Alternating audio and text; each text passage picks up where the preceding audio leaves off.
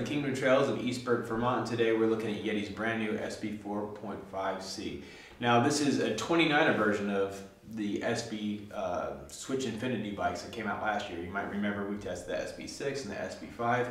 So this is meant to be, you know, a trail bike, 140 millimeters of travel. It's a 5.4 pound Superlight carbon fiber frame. Again, it's based on the same Switch Infinity suspension, which is meant to essentially you know, give you a little bit of anti-squat in the first bit of travel, so it pedals firmly, but then moving seamlessly, give you deep travel.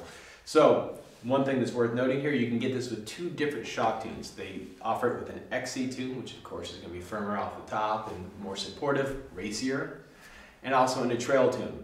We had both of them. Guys, what'd you think of this thing? That sounded like a bra commercial. Just did it? Did you know that I write bra commercials? I did not. I'm wearing it now. I thought it ripped. I went into this one with a certain amount of prejudice just on principle. What's the principle? Not much of one. Okay. I hadn't really... Cranky old man principle? No, everyone else was riding the Switch Infinity bikes last year, and I never got to ride them. Oh, and everyone was like, these bikes jealousy. ride so good. And I was like, yeah, my bike rides great. Yeah, this was really, really a nice bike. So it's 110 millimeters of travel, more or less, 4.5 inches, right? Yeah, right. In the trail mode, it feels like quite a bit more travel than that. You can set it up with about 30% sag, and it chows up bumps beautifully. It pedals really well, and it still ramps up quite a bit. Like, it's pretty hard to bottom it out. You put the XC shock on it, and it sits. What I noticed is at the same sag with each shock, it didn't.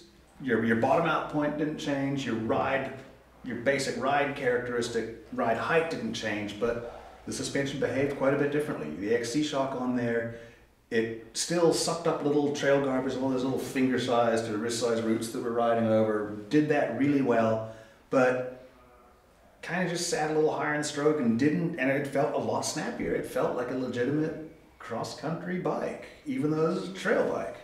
But it still felt like you could really hit stuff hard. It was fun to ride. Like, it was snappy, it handled really well. I had a blast on it.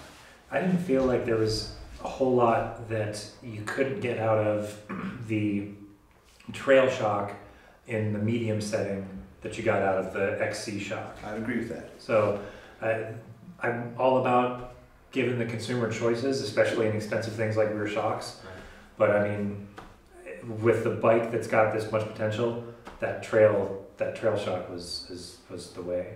It's relatively long. It's 46.5 inch wheelbase. Yeah. But it sure doesn't It doesn't feel that way. It Yeah, it we doesn't feel like did that this at with all. the Ibis as well. It looks long on paper, but this thing, But you could how stab long? it from side How to long does the side. chain stay there? They're short. They're 17.1 inches, and you're looking about, and it's pretty low bottom bracket again, 13.1 inches.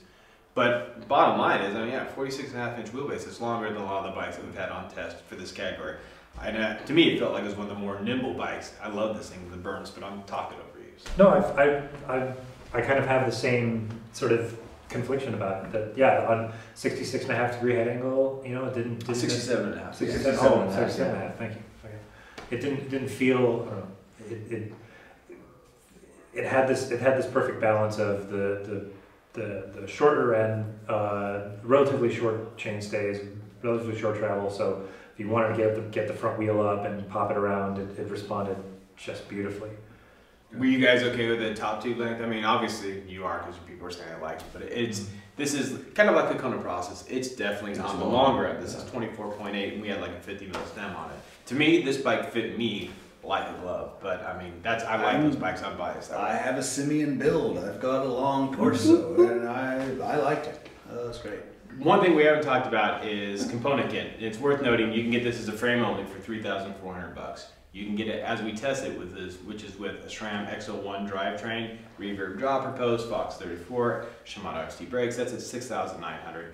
Or if you feel the need, you can just all pimped out with XTR for $10,500. Though you're only saving like half a pound on that. So, but hey, if that's your flavor, getting away from all that, what did you think of the parts on this?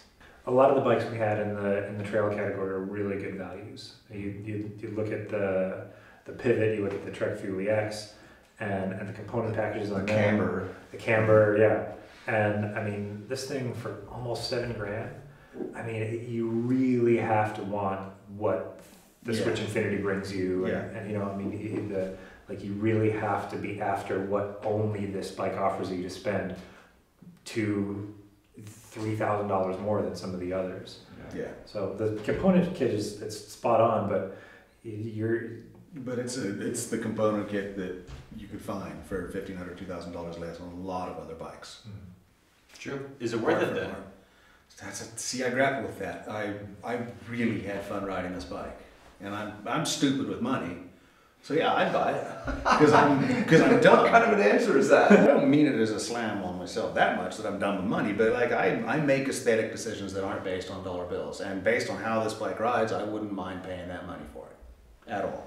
It's versatile enough that it could handle the range of a leggy cross-country bike into pretty burly trail conditions. Like it's good enough handling that I think it could take the place of some other 130 or so travel bikes that we've got around here. Hey, if you want to check out more about this bike, go to our Bible bike test issue. And if you want to see more bike test videos, see us rambling and talking about the Yeti or Bigfoot or Loch Ness Monster, go to bikemag.com.